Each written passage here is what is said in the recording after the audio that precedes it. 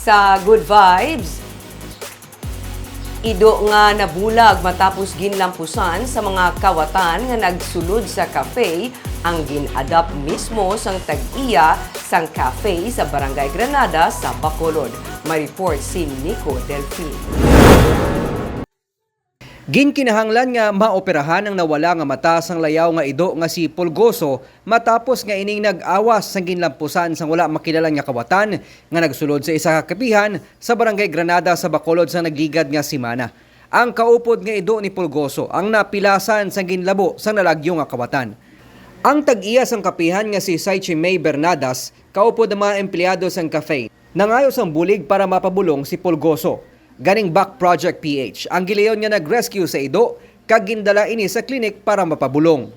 His story touched the hearts of so many people, not just in Philippines, but also in other countries like United Kingdom, USA, and of course here in Germany. And they were so amazed, so inspired sa bravery ni Pulgoso.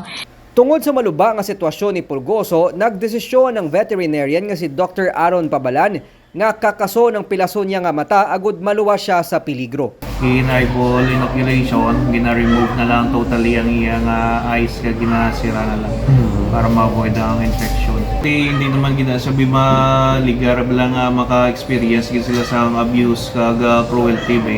Kaya siyempre expose sila mo. Wala sang somebody lang mag-protect sila. Amo na gina-campaign niya sa mga tani, hindi man sila pag-sakiton.